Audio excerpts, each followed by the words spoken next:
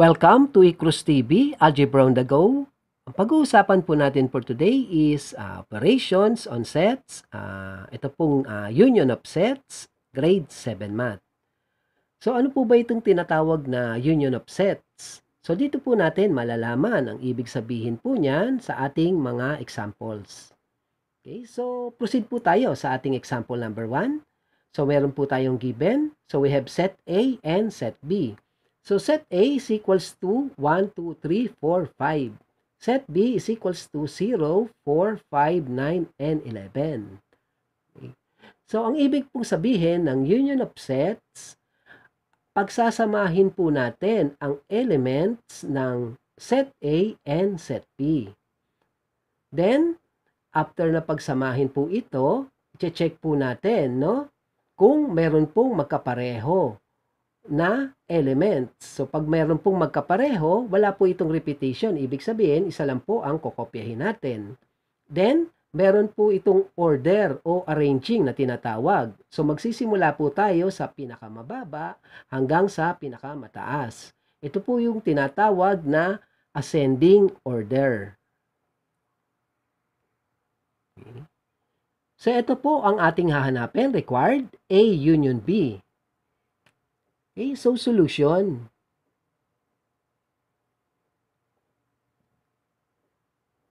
Then, A union B is equals to, so ang ibig sabihin po, no, kanina nabanggit ko ng union of sets.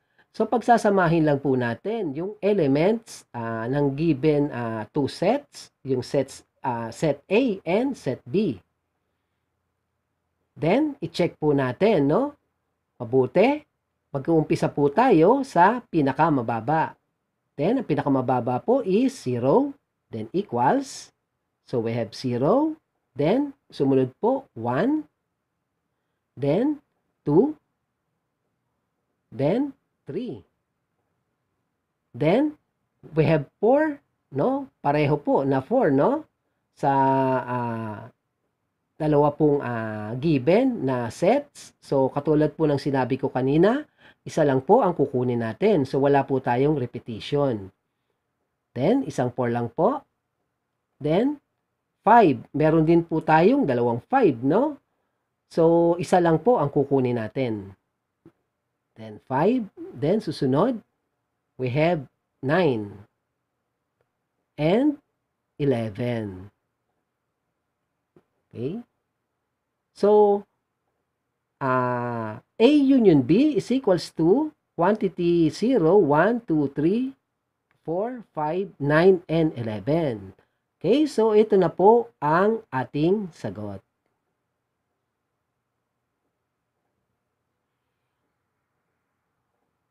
Okay.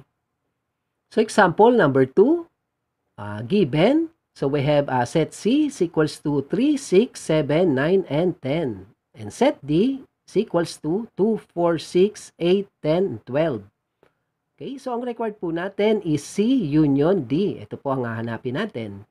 Okay, so sinasabi po, no, sa union of sets, no, para po mahanap natin, ang gagawin po natin is pagsasamahin po natin yung dalawang given na sets o pagsasamahin po natin yung elements, no, ng given ng dalawang sets. So, pangalawa, so kung meron pong magkaparehong number, so wala po tayong repetition. So, isang beses lang po natin ito kokopyahin. Then, meron po tayong order or arranging. So, mag-i-start po tayo sa pinakamababa hanggang sa pinakamataas. Ito po yung tinatawag na ascending order. Then, solution po natin. Dito na lang natin isulat.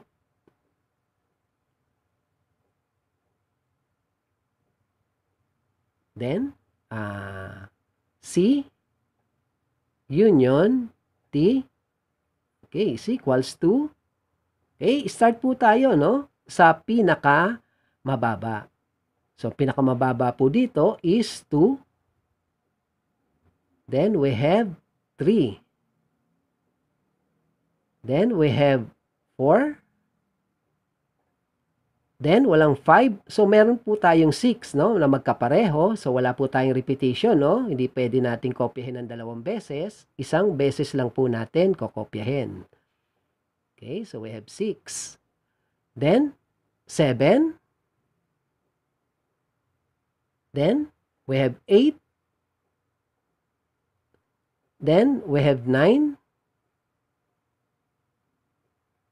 Then, meron po tayong 10, no, na magkapareho. So, isa lang po ang kukunin natin. 10. Then, we have 12. Okay. So, C union D is equals to 2, 3, 4, 6, 7, 8, 9, 10, and 12. Okay, so this will be the answer.